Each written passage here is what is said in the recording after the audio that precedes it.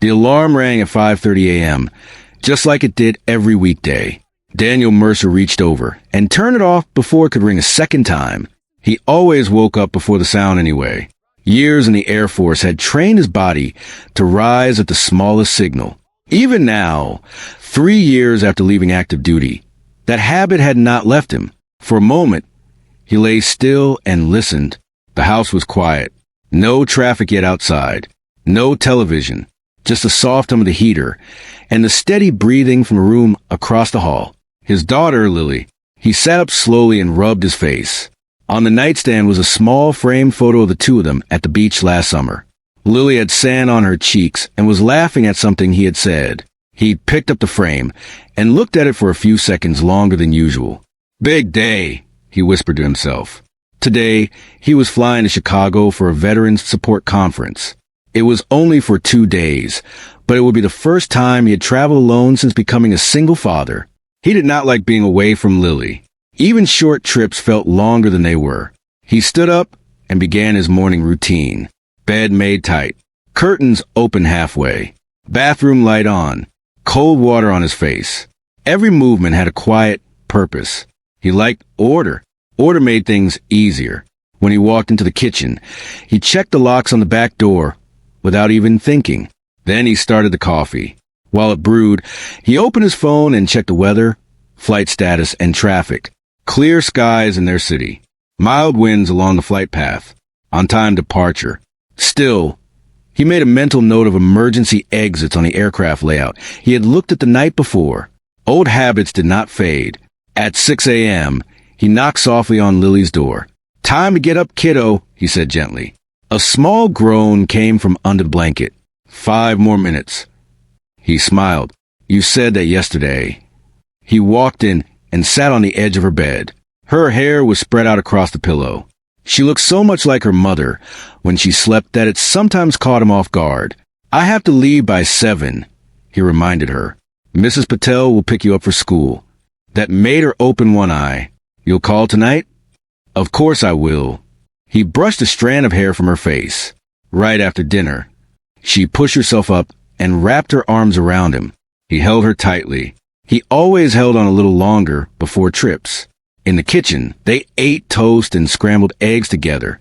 Lily talked about her spelling test and a science project about storms. Daniel listened closely, nodding, asking questions, giving her his full attention. He believed children could feel when someone was only half listening. He never wanted her to feel that. "Are you scared to fly?" she asked suddenly. He paused for a second. "No," he said honestly. "I trust the crew. And I know how planes work. Because you fix them in the Air Force?" "Something like that." He smiled. He had been more than a mechanic. He had been a flight engineer. He knew what the inside of a cockpit looked like. He knew the language of checklists and warning lights. He had sat through long emergency simulations where alarms screamed and instructors tried to shake them. But he did not talk about that much anymore. By 6:45, Lily was dressed, her backpack ready by the door. Mrs. Patel arrived right on time, warm and cheerful as always. Daniel thanked her twice. After the door closed, he stood alone in the quiet kitchen again. The silence felt heavier now. He picked up his small travel bag. He packed light. Just one change of clothes, a folder for conference notes, and Lily's drawing folded carefully in the front pocket. She had made it last year for Father's Day. It showed him in a pilot seat with a big smile, hands on the controls. Above the drawing, she had written in bright purple letters, "My dad is my hero." He did not feel like a hero. He felt like a man doing his best. The drive to the airport was smooth. Morning light stretched across the highway. As he drove, he noticed everything around him. The speed of nearby cars, brake lights, lane changes. He always noticed. At a red light, he caught his reflection in the rear-view mirror. Short crop hair.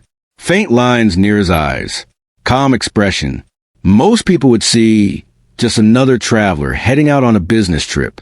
They would not see the memories stored behind his steady gaze. The airport was busy but not chaotic. Families stood in line with suitcases. Business travelers typed on phones. A young couple argued softly near the check-in kiosks. Daniel moved through security with quiet patience. He removed his belt and shoes, placed his bag on the belt, and stepped through the scanner.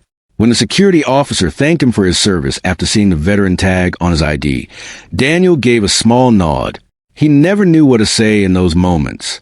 At the gate, he chose a seat near the window, but with a clear view of the boarding area. He liked to observe. He watched the crew arrive. 2 pilots in dark uniforms, focused but relaxed. 3 flight attendants chatting quietly while reviewing something on a tablet. Professional, alert, confident. That reassured him. He studied the aircraft through the glass. A narrow-body commercial jet, clean white body.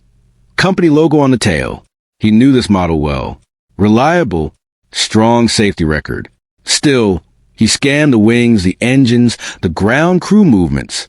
Not because he expected something to go wrong, but because he had trained his mind to always look. When boarding began, he waited until most passengers had lined up. He preferred not to rush. Inside the aircraft, the familiar scent of conditioned air and fabric greeted him. "Good morning," the flight attendant said brightly. "Morning," he replied. His seat was 14A, by the window.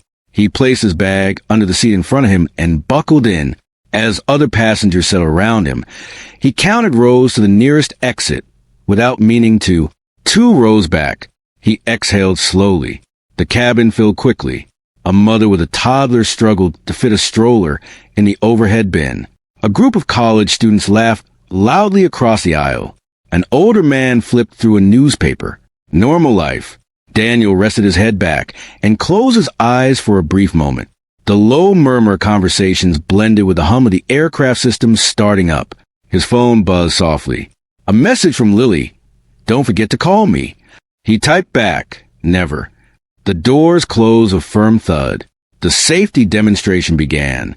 Daniel listened, even though he could have recited it himself. Seat belts, oxygen masks, emergency exits. He glanced at the nearest flight attendant. She moved with calm confidence, making eye contact with passengers as she spoke. Good sign, he thought. The aircraft began to taxi. He felt the gentle turns, the slight pause before lining up on the runway. Outside the window, the sky looked clear. Soft morning blue stretching wide. The engines grew louder. The push back into his seat was steady and strong as the plane accelerated down the runway. Within seconds, the wheels lifted from the ground. The city below became smaller. Roads turned into thin lines. Cars became tiny dots. Daniel felt that familiar shift in his stomach as the plane climbed. It was not fear. It was awareness. He watched the wing flex slightly as they gained altitude. Perfectly normal. The seatbelt sign remained on as they passed through a few light bumps. Nothing unusual. He noticed the pilot's smooth correction each time the aircraft tilted slightly. 10 minutes later, the ride leveled out. The cabin relaxed. The seatbelt sign turned off with a soft chime. Passengers began to talk more freely. Laptops opened. A drink cart rolled out from the galley. Daniel accepted a cup of water and thanked the attendant. He pulled Lily's drawing from his bag and looked at it again, just for a second. Then he folded it carefully and placed it back. He allowed himself to breathe a little deeper. Just a simple flight, he thought. 30,000 feet above the ground, surrounded by strangers. Everything felt controlled and predictable. But somewhere deep inside, the part of him that had once sat in military cockpits during storm drills never fully powered down. He noticed a slight change in engine tone. It was subtle. Most passengers would not hear it. He opened his eyes and looked toward the front of the cabin. A few seconds later, the aircraft hit a stronger pocket of turbulence. Not violent, but sharper than before. Drinks trembled in plastic cups.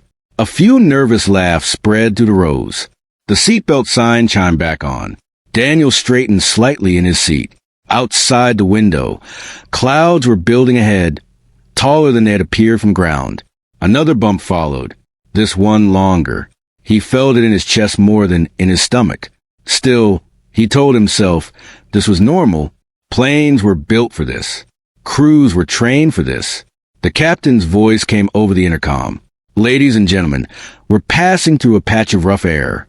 Please remain seated with your seatbelts fastened." The voice sounded steady. Daniel nodded to himself. But as the plane dipped slightly again, just a little more than before, he felt something he had not felt in years. A quiet alertness rising in his mind. Not fear. Preparation. He looked down the aisle once more, eyes calm, heart steady. Whatever happened next, he would be ready to face it. The next drop was not gentle. The aircraft suddenly dipped as if the air beneath it had disappeared. A few passengers gasped. Someone behind Daniel let out a short cry. The overhead bins rattled for a brief second before settling. Daniel's hand tightened around the armrest, but his face stayed calm. He had felt this before, not on commercial flights, but during training exercises years ago. Sudden air pockets, strong crosswinds, unexpected shifts. The difference was that back then he had been in uniform, strapped into a military aircraft with a crew he knew well. Now he was just another passenger in seat 14A. The turbulence grew stronger. The plane shook side to side. The wings outside the window flexed more visibly now. A drink cup slid off a tray 2 rows ahead and spilled across the aisle. The seatbelt sign was already on, but a flight attendant was still standing near the middle of the cabin. She grabbed the nearest seat to steady herself. "Please remain seated," she called out, trying to keep her voice steady. Another sharp drop followed. This one lasted longer. The cabin went quiet. No more nervous laughter. Daniel felt the engines adjust. He listened carefully. The pitch changed slightly, as if the aircraft was pushing harder against the air. Then the plane jolted again, harder than before. Oxygen masks did not drop, but the sudden movement made several people scream. A child began crying loudly. A man across the aisle started praying under his breath. Daniel leaned forward slightly and looked toward the front of the plane. Something felt different now. The intercom clicked on again, but there was no voice. Just a faint static sound. Then silence. A few seconds later, the plane dipped once more, longer this time. Not a sharp jolt, but a slow, uncomfortable descent that made his stomach tighten. He glanced at the digital screen near the front of the cabin that displayed altitude and speed. The numbers were changing faster than they had before. Too fast. The flight attendant who had been standing finally made her way down into a jump seat and strapped herself in. Her smile was gone. Daniel unbuckled his seatbelt halfway, then stopped himself. "No, stay seated. Observe." Another minute passed. The intercom clicked again. This time, a different voice spoke. Not the captain. It was one of the flight attendants, and her tone carried a strain she was trying to hide. "Ladies and gentlemen, please remain seated with your seatbelts fastened. We are experiencing unexpected turbulence." Unexpected. Daniel's jaw tightened slightly. He knew the difference between rough air and something else. The plane suddenly banked left more sharply than before. Several passengers grabbed their seats. A bag fell from an overhead compartment and hit the aisle. The engines roared louder. Then, without warning, the aircraft dropped again, farther this time. Gasps turned into shouts. The drop lasted 3, maybe 4 seconds. Long enough for fear to spread through every row. Daniel felt it clearly now. This was no longer routine turbulence. He counted his breaths. Inhale, exhale, focus. The plane steadied slightly, but it did not feel stable. It felt like something was being corrected. Across the aisle, a teenage boy looked at Daniel with wide eyes. "Is this normal?" he asked. Daniel forced a small, steady smile. "It's rough air," he said calmly. "Planes are built for this. Keep your belt tight." The boy nodded, gripping his seat. Daniel wanted to believe his own words completely. A few seconds later, the cockpit door opened abruptly. That alone was unusual. One of the flight attendants stepped out quickly. Her face was pale. She walked fast toward the rear galley, whispering urgently to another crew member. Daniel watched their body language. They were not calm. He felt something cold settle in his chest. The plane shook again, but this time it felt uneven. Not a smooth roll, more like a struggle. He heard the engine shift power once more. Then the intercom came on again. But instead of the captain's voice, there was silence and then a broken sound, like someone had started to speak but stopped. The cabin grew very still. Daniel could sense the passengers waiting, listening. No explanation came.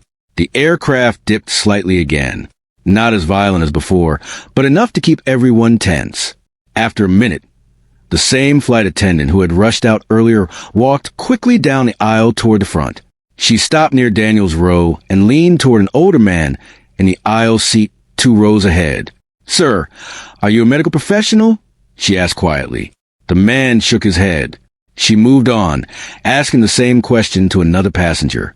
Daniel's mind began connecting pieces. Medical professional. Captain silent.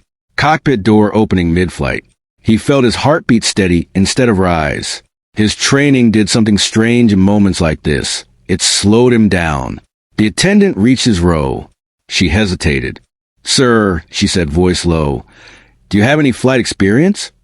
The question hung in the air. Daniel looked at her carefully. He saw fear there. Control, but real. "I was a flight engineer in the Air Force," he answered quietly. Her eyes widened slightly. "Have you operated commercial systems before?" "Not this exact model, but I understand cockpit systems. Emergency procedures." Another sudden jolt interrupted them. She steadied herself against the seat.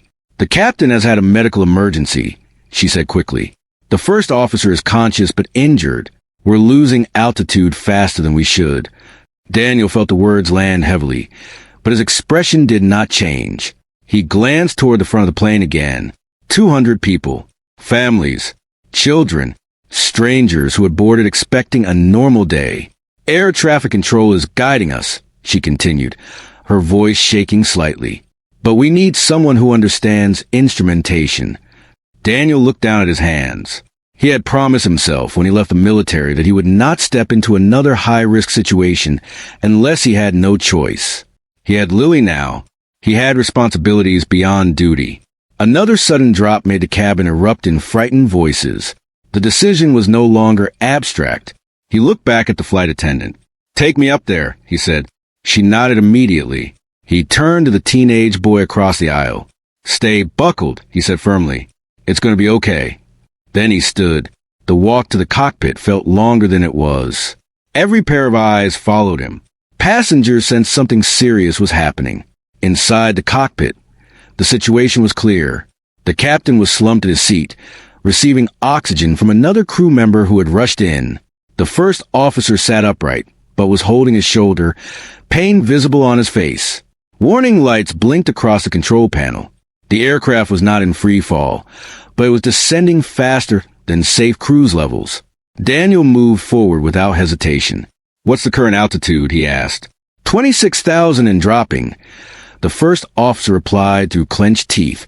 "Autopilot. Unstable. It disengaged during the last severe turbulence." Daniel slid into the captain's seat. For a split second, the weight of the moment pressed against him. Then training took over. His eyes scanned the instruments quickly but carefully. Artificial horizon, airspeed, vertical speed indicator, engine performance. He placed his hands lightly on the controls. The aircraft responded to small adjustments. "That was good. ATC is on standby," the first officer said. Daniel took a steady breath. "Let's talk to them," he said. The radio crackled. "This is Flight 728. We have an incapacitated captain and an injured first officer. I am a former military flight engineer assisting, requesting immediate guidance and vectors to nearest suitable airport." There was a short pause, then a calm voice responded. "Flight 728, we copy. Maintain current heading. We are identifying nearest diversion airport. Confirm fuel status." Daniel glanced at the display. Enough for reroute, but not endless options. Outside the cockpit windows, clouds thickened ahead. Inside the cabin, 200 passengers waited without knowing how serious things had become. Daniel tightened his headset slightly. This was no longer just turbulence. This was responsibility. And he had just taken the controls. Daniel adjusted the headset over his ears and focused on the instruments in front of him. The cockpit felt smaller than he remembered from his military days. Or maybe it only felt that way because this time there was no train crew behind him, no simulator, no instructor ready to reset the scenario. This was real. The artificial horizon showed a slight nose-down attitude. The vertical speed indicator confirmed it. They were still descending, though more slowly now. "Ease her back," the first officer said quietly, his voice tight from pain. "Not too sharp." Daniel nodded and made a small correction. The aircraft responded, but not as smoothly as it should have. The turbulence outside was still active, pushing against the wings. "Flight 728. Air traffic control came through clearly. The nearest suitable airport is Ridgefield Regional. Runway length is shorter than your departure field, but within limits. Weather shows moderate crosswinds. Do you copy?" Daniel glanced at the navigation screen. Ridgefield Regional. He quickly calculated distance and fuel in his head. It was close enough. Close mattered.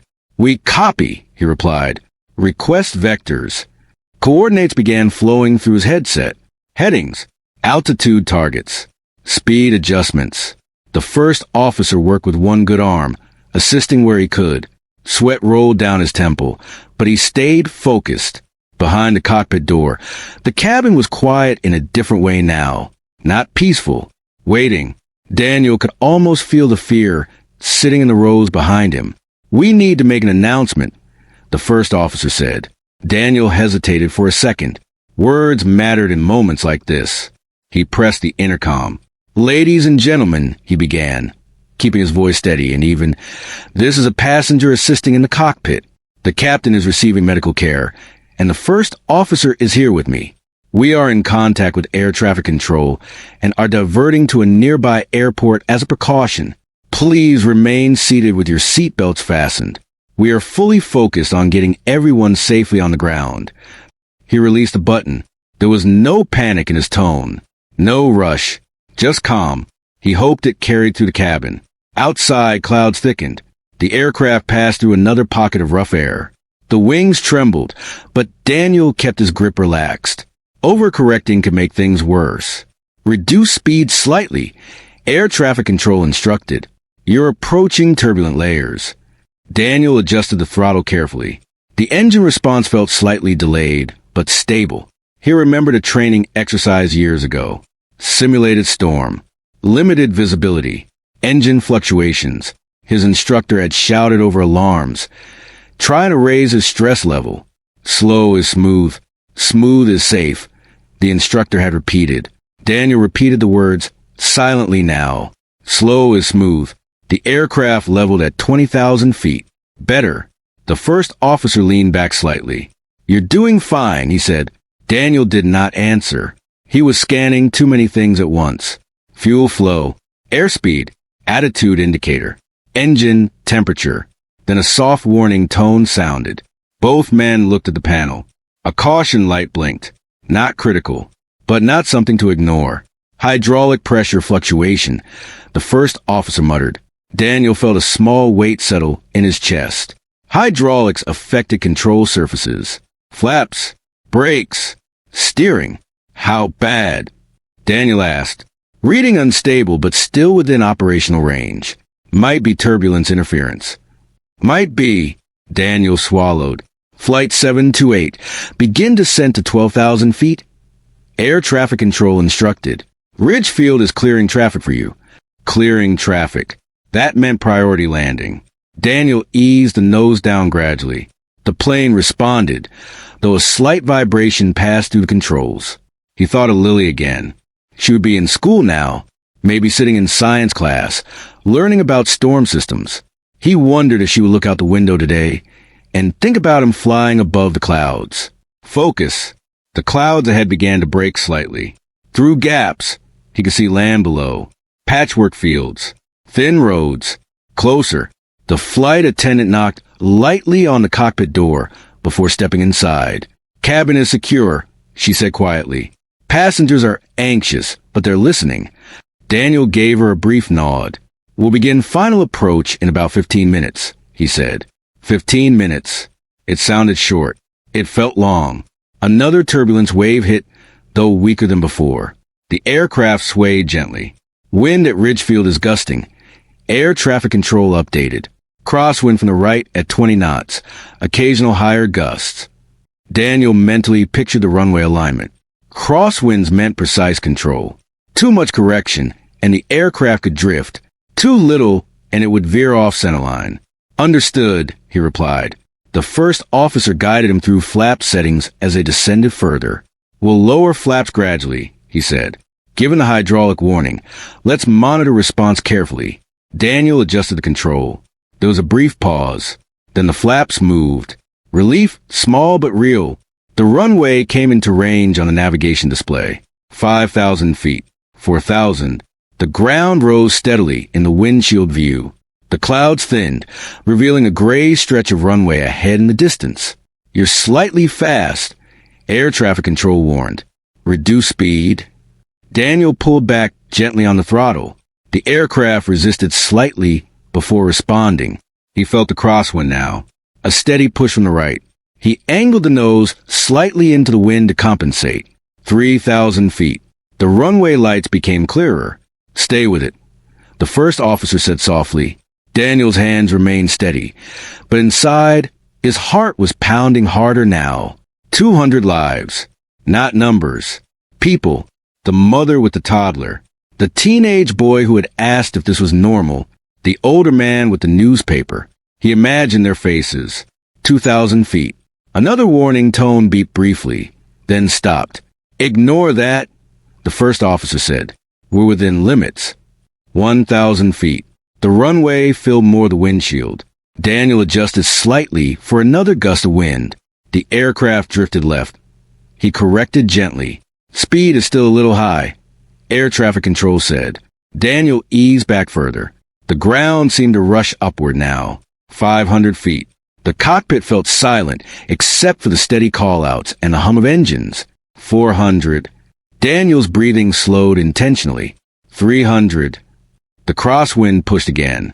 He corrected. 200. The runway markings were sharp and clear.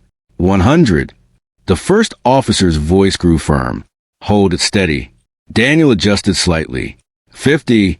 He began to flare the nose gently upward. A sudden gust hit from the right. The aircraft tilted more than expected. Daniel reacted quickly but smoothly, corrected with control pressure. For a split second, it felt like time slowed. The runway was right there. He could see the texture of the pavement. The aircraft hovered just above it. And then, the wheels slammed onto the runway harder than Daniel wanted. The impact shook the entire aircraft. A loud thud echoed through the cabin, followed by a sharp bounce that lifted them back into the air for a split second. Gasps filled the plane. Daniel tightened his grip, but did not panic. Stay with it, the first officer said quickly. The aircraft dropped again and hit the runway a second time, this time with more force. The nose tilted slightly to the left as the crosswind pushed hard against the tail. Daniel corrected immediately, pressing firmly but smoothly on the controls. He kept the nose aligned with the centerline markings flashing beneath them. Reverse thrust, the first officer called out. Daniel pulled the levers back. The engines roared louder than ever. The sound was deep and powerful, vibrating to the cockpit and into his chest. The plane was still moving fast. Too fast. He pressed the brakes. For a second, there was hesitation. Then the aircraft began to slow, but not as quickly as he hoped. The runway stretched ahead, long but not endless. He could see the far end approaching. Brake pressure fluctuating, the first officer warned, glancing at the panel. Hydraulics are still unstable. Daniel did not answer. He adjusted pressure carefully, avoiding a skid. The crosswind tried to pull them sideways again. The plane drifted slightly toward the right edge of the runway. He corrected with steady hands. Outside the cockpit windows, emergency vehicles were already moving along the side of the runway, lights flashing. The speed finally began to drop faster. The roar of the engine softened. The nose will touch firmly, stabilizing the aircraft. 50 knots. 40. 30. The plane rolled forward. Slower now, tires smoking lightly against the pavement. Then, at last, it came to a complete stop. For a brief moment, there was absolute silence. No one moved. Daniel's hands were still on the controls. His shoulders felt tight, like he had been holding a heavy weight. The first officer let out a long breath he had clearly been holding. "We're down," he said quietly. Daniel blinked once, as if waking up. They were on the ground. The aircraft was still. A sound began somewhere behind them. A single clap, then another. Within seconds, the cabin filled with applause. Not loud and wild, but steady, grateful.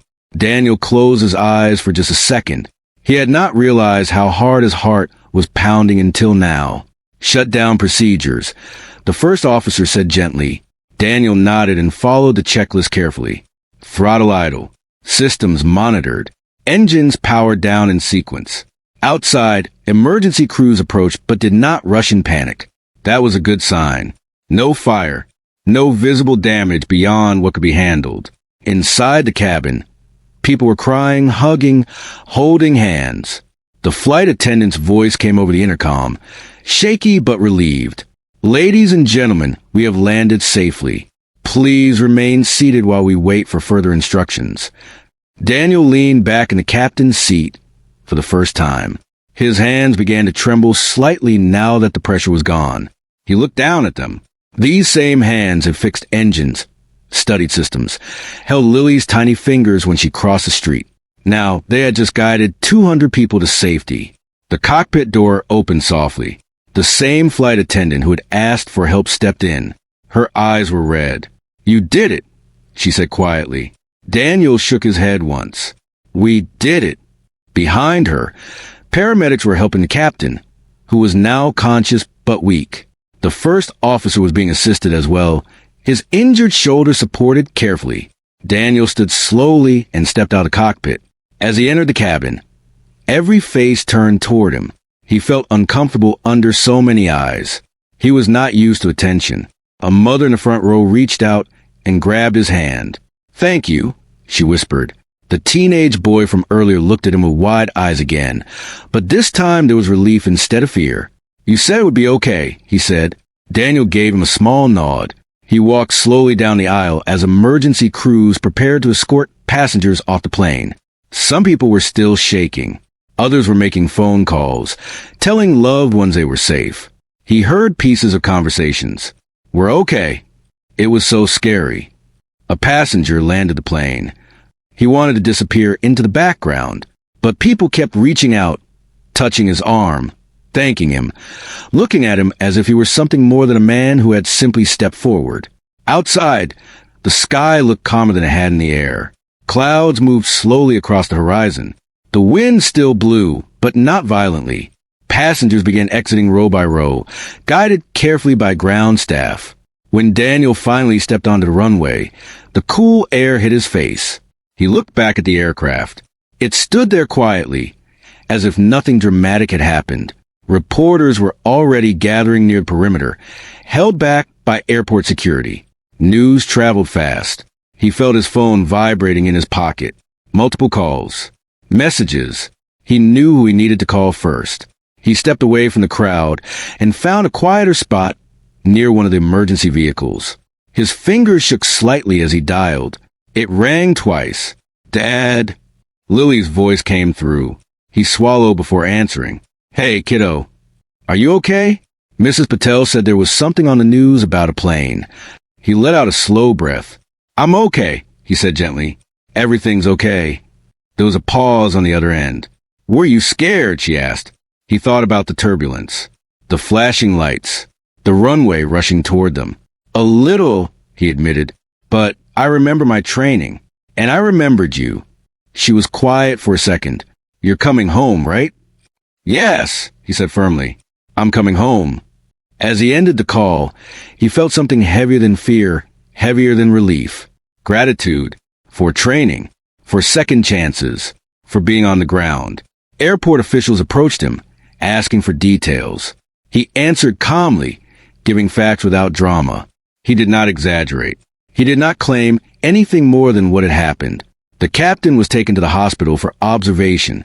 The first officer would recover. The aircraft would be inspected. 200 passengers were safe. That was enough.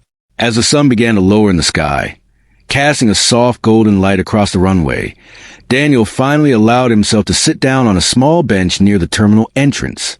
He felt tired now, deeply tired, not from fear, from responsibility. He reached into his bag and pulled out Lily's folded drawing. He looked at the picture of himself in a pilot's seat, smiling wide in purple crayon. My dad is my hero. He shook his head slightly. He did not feel like a hero.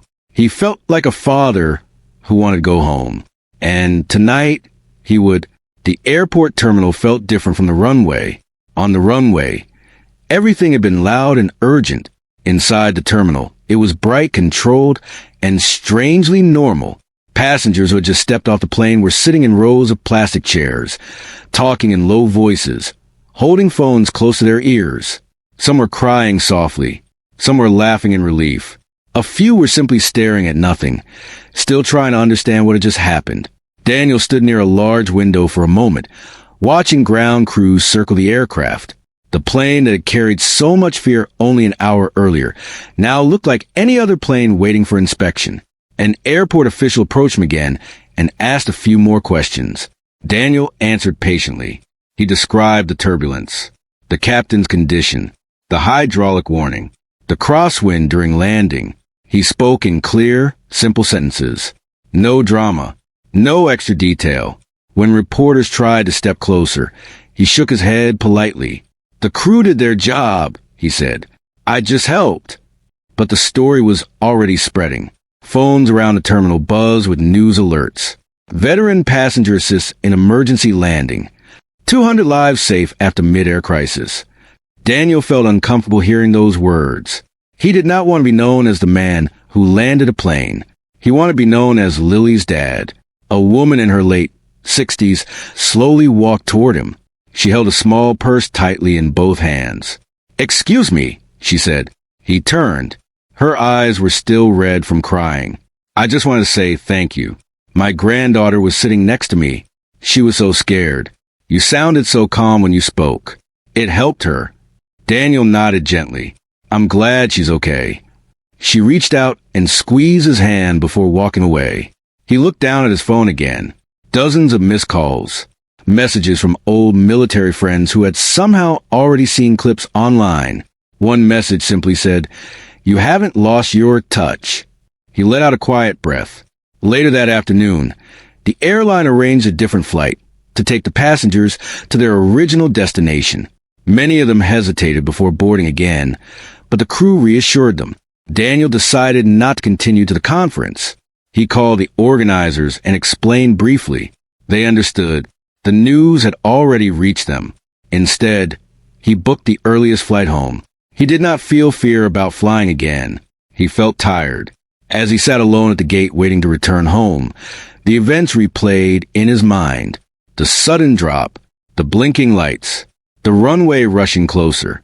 He remembered the moment just before touchdown, the gust of wind, the slight tilt. If his correction had been too sharp, things could have ended differently. He did not let his mind go too far down that path. What mattered was that everyone walked away. When his return flight boarded, a few passengers recognized him from the news on their phones. Some whispered. A man across the aisle gave him a respectful nod.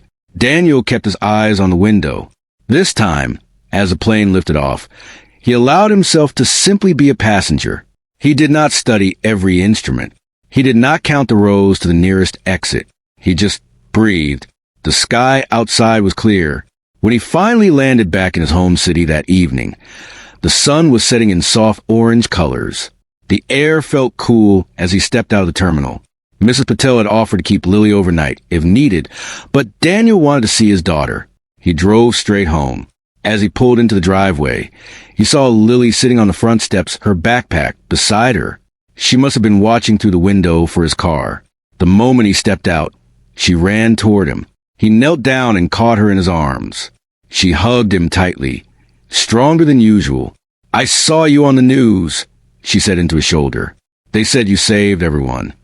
He leaned back and looked at her. Everyone helped, he said softly. The crew, the people on the ground. It wasn't just me. She studied his face carefully. But you were flying it. He smiled gently. I was holding the controls for a little while. They went inside together. The house felt warmer than it had that morning. At dinner, Lily asked questions in the simple, honest way only a child could. Were the clouds really big? Yes. Did people scream? Some did. That's normal when people are scared. Were you scared? He paused again. I was focused, he said. When you focus on what needs to be done, fear gets smaller. She seemed to think about that. After dinner, they sat on the couch together. The television replayed clips from the airport, but Daniel muted it. He did not want the dramatic music or the loud voices filling their living room. Lily rested her head against his arm. Mom will be proud of you, she said quietly. His chest tightened slightly at the mention of her mother. She'd be proud of you too, he replied. Later that night, after Lily brushed her teeth and changed into pajamas, Daniel tucked her into bed. He pulled the blanket up under her chin the way he always did. She reached under her pillow and pulled out the drawing she had made, the one he kept in his bag. I told you, she said with a small smile. My dad is my hero. He sat on the edge of the bed and looked at the picture again. He thought about what the word hero really meant. It did not mean being fearless. It did not mean being perfect. It meant stepping forward when others needed help. It meant using what you had learned. It meant caring more about people than about yourself. He leaned down and kissed her forehead. Get some sleep, he whispered. When he walked out of her room and closed the door softly, the house became quiet again. He stood alone in the hallway for a long moment. In the past, after intense missions, he used to sit with his fellow crew members and talk through every detail. They would replay the events step by step, learning from them. Tonight, he had no crew beside him, just silence. He walked into the kitchen and poured himself a glass of water. His hands no longer trembled. On the counter sat the framed beach photo from his nightstand. He had moved it earlier that morning without thinking. He picked it up again. Life could change in seconds. A sudden drop, a flashing light, a call for help. He had answered, not because he wanted attention, not because he wanted praise, but because he knew how. The next day, reporters would likely call again. The airline would probably send letters. Maybe there would be awards or ceremonies. But tonight, none of that mattered. What mattered was the quiet sound of Lily breathing in the next room. What mattered was the simple fact that 200 people were at home with their families. Daniel turned off the kitchen light and walked to his bedroom. Before going to sleep, he set his alarm for 5:30 a.m. Just like always, because tomorrow life would continue. School drop-offs, homework, dishes in the sink, and maybe someday, when Lily was older and asked again about that flight, he would tell her the full story, but he would tell it simply, not as a story about danger, not as a story about headlines, as a story about staying calm, about remembering your training, about thinking of the people who matter most. He lay down and closed his eyes. For the first time since the turbulence began, his mind felt still. Outside, the night was quiet, and inside that quiet house, a single father rested, grateful for ordinary days.